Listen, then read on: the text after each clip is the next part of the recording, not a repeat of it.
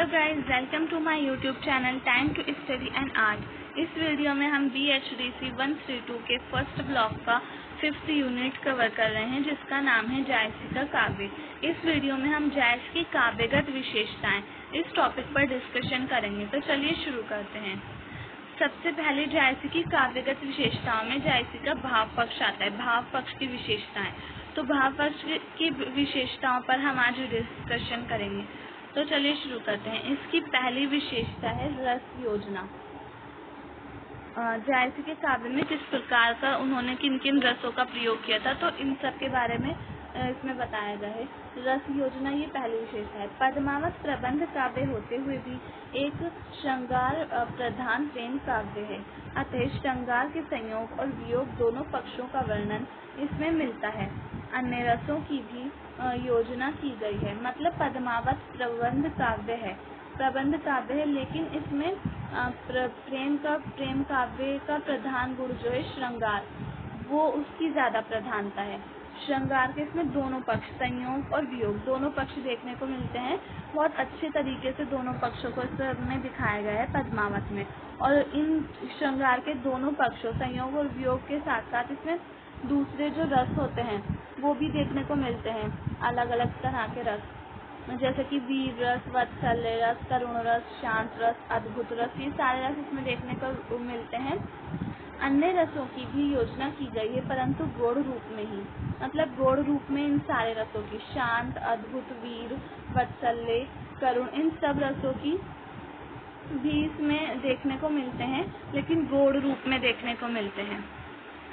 अब इसका second part है संयोग पक्ष, श्रृंगार का संयोग पक्ष। तो श्रृंगार के संयोग पक्ष में बहुत अच्छे तरीके से इसका वर्णन किया गया है, लेकिन श्रृंगार के संयोग पक्ष का वर्णन कम है। इसमें वियोग पक्ष का ज्यादा है। जो जितने भी सूफी कवि होते थे वो अपने प्रेम काव्यों में वियोग पक्ष का ज्यादा वर्णन करते थे, संयोग पक्ष का कम। जायसी के काव्य पद्मावत में संयोग पक्ष को उतना विस्तृत चित्रण नहीं है जितना वियोग पक्ष का, क्योंकि संयोग पक्ष से कवि के आध्यात्मिक उद्देश्य की पूर्ति नहीं होती, जो मैंने अभी बताया। जायसी के प्रेम का पद्मावत में भी नहीं है संयोग पक्ष का ज्यादा वर्णन, वियोग पक्ष का ज्यादा वर्णन है। और जितने भी सूफी कवि हैं उन्होंने वियोग पक्ष का ही ज्यादा वर्णन किया है। संयोग पक्ष का भी किया है, लेकिन वियोग पक्ष का ज्यादा किया है, क्योंकि वियोग पक्ष का वर्णन करने से उनके आध्यात्मिक उद्देश्य जो होता है, उनको ईश्वर की प्राप्त करने का जो उद्देश्य होता है वो पूरा होता है वियोग पक्ष का वर्णन करने से। अगर वो संयोग पक्ष का वर्णन करेंगे तो उनके आध्यात्मिक उद्देश्य की पूर्ति नहीं होगी, ईश्वर की प्राप्ति नहीं हो पाएगी उनकी। रहस्यवादी कवि होने के नाते इन्होंने रत्नसेन और पद्मावती को जीव व ब्रह्म का प्रतीक माना है। मतलब रहस्यवादी कवि थे, इसलिए इन्होंने जीव और आत्मा का, यानी जीव और ईश्वर का प्रतीक माना है पद्मावती और रत्नसेन को। रहस्यवादी कवि थे वो इसलिए। सूफी सिद्धांत की दृष्टि रत्नसेन और पद्मावती के संयोग वर्णन को इन्होंने अधिक महत्व दिया। मतलब सूफी सिद्धांत क्या कहता है, ईश्वर का और जीव की एकाकार होता है, उसमें ईश्वर और जीव के जो वर्णन है, उनका जो मिलन है, उनका जो संयोग है, उसको महत्व दिया जाता है। तो इसलिए पद्मावती को ईश्वर का प्रतीक माना गया था, रत्नसेन को जीव का। तो इसलिए जायसी ने पद्मावत और रत्नसेन के संयोग, रत्नसेन का एकाकार, इस पर महत्व दिया है, ज्यादा इस पर बल दिया है। संयोग के अंदर नगोड़ा स्त्री की भावनाओं का अत्यधिक सुंदर चित्रण निम्न पंक्तियों में मिलता है। मतलब उन्होंने स्त्री की भावनाओं का चित्रण किया है बहुत अच्छे तरीके से संयोग पक्ष में। अब ये मैं नहीं पढ़ रही हूँ, ये तो सिर्फ इनका दोहा ही है। वियोग पक्ष, वियोग वर्णन, इसमें वियोग वर्णन का जो इनका चित्रण है उसके बारे में। जायसी का विरह वर्णन अद्वितीय है। नागमती और पद्मावती दोनों के विरह चित्र हमें पद्मावत में मिलते हैं। यदि इस वर्णन में अत्युक्ति का सहारा भी लिया गया है, पर उसमें जो वेदना की तीव्रता है वह हिंदी साहित्य में अन्यत्र दुर्लभ है। मतलब इसमें अत्युक्ति का सहारा तो लिया गया है, लेकिन पद्मावत में जो उनकी तीव्रता है, वेदना है, वो बहुत ज्यादा हिंदी साहित्य में उसका अलग ही एक स्थान है, दुर्लभ स्थान इसमें बताया गया है, अलग स्थान है, बहुत ज्यादा अच्छा महत्व है, बहुत ज्यादा अच्छा माना जाता है। और अद्वितीय वर्णन किया है इन्होंने विरह का, जायसी ने। जायसी के गृह वर्णन की वजह से ही हिंदी साहित्य में उनका महत्वपूर्ण स्थान है। उसका एक एक पद विरह का अगाध सागर है। पति के प्रवासी होने पर नागमती बहुत दुखी है। वे सोचती है कि वे स्त्रियां धन्य हैं जिनके पति उनके पास हैं। नागमती जो होती है वो रत्नसेन की पत्नी होती है, तो वो सोचती है कि जिनके पति रत्नसेन नागमती को छोड़कर चला जाता है पद्मावती को पाने के लिए, पद्मावती को प्राप्त करने के लिए, तो इसलिए नागमती बहुत ज़्यादा दुख होती है। वो हर तरीके से पद्मावती के को समझाती है, रोती है। जब वो जा रहा होता है बहुत ज़्यादा रोती है, गिड़गिड़ाती है उसके आगे, लेकिन वो नहीं रुकता। फिर वो जब चला जाता है तो वो बहुत ज़्यादा दुखी होती है और वो सोचती है कि वो स्त्रियां कितनी धन्य हैं जिनके पास उनके पति हैं। फिर इसका है,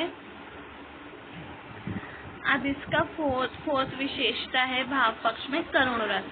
करुण रस उसमें देखने को मिलता है। श्रृंगार के उपरांत करुण रस का जायसी ने विशेष वर्णन किया है। करुणा का प्रथम दृश्य वहाँ आता है जहाँ रत्नसेन योगी बनकर घर से निकलने लगता है और उसकी माता पत्नी विलाप करती हुई उसे समझाती हैं। मतलब करुण रस वहाँ देखने को मिलता है जब रत्नसेन पद्मावती को प्राप्त करने के लिए जाने लगता है, निकलता है अपने घर से, अपने राजमहल से, तो उसकी माता भी और उसकी पत्नी भी बहुत ज़्यादा रोती हैं, उसके आगे गिड़गिड़ाती हैं, लेकिन वो नहीं मानता, वो चला जाता है। वहाँ पे करुण रस देखने को मिलता है। फिर फिफ्थ है रहस्यवाद।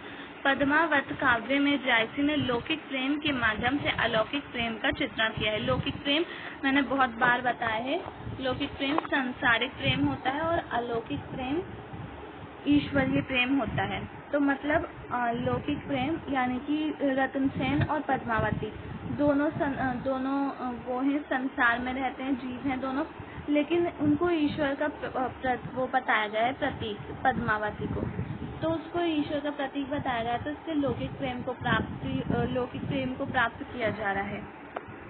पद्मावत में ऐसे अनेक स्थल हैं जहाँ लौकिक पक्ष से अलौकिक की ओर संकेत किया गया है। नागमती का हृदय द्रावक संदेश निम्न पंक्तियों में है। मतलब नागमती का जो हृदय द्रावक संदेश है वो भी देखने को मिलता है हमें पद्मावत में। अब इसका 6th पार्ट है प्रकृति चित्रण। मानव प्रकृति के चित्रण के साथ जायसी ने बाहरी दृश्यों का भी बहुत अच्छा चित्रण किया है, जबकि इनके काव्य में प्रकृति का आलंबन चित्रण नहीं मिलता। फिर भी उद्दीपन तथा मानवीकरण अलंकारों के रूप में प्रकृति के अनेक रम्य चित्र उपलब्ध होते हैं। मतलब जायसी ने पद्मावत में प्रकृति के अनेक चित्रों को दिखाया, उसका बहुत अच्छे तरीके से चित्रण किया है। बहुत सारे दृश्य दिखाए गए हैं, जबकि आलंबन चित्रण नहीं है इसमें। मानवीकरण अलंकारों को उपयोग से इन्होंने प्रकृति का दृश्य दिखाया है, प्रकृति का चित्रण किया है मानवीकरण अलंकारों की मदद से, उद्दीपन और मानवीकरण अलंकारों से। जायसी एक रस सिद्ध कवि है। मतलब जायसी के काव्य रस सिद्ध कवि है। जायसी काव्य में हर तरह का रस देखने को मिलता है। सो गाइज, आज की वीडियो में सिर्फ इतना ही। नेक्स्ट वीडियो में हम जायसी की कला पक्ष की विशेषताएं इस टॉपिक पर डिस्कशन करेंगे। अगर आपको मेरी वीडियो पसंद आई हो तो प्लीज़ मेरी वीडियो को लाइक करें, शेयर करें एंड मेरे चैनल को सब्सक्राइब करना ना भूलें।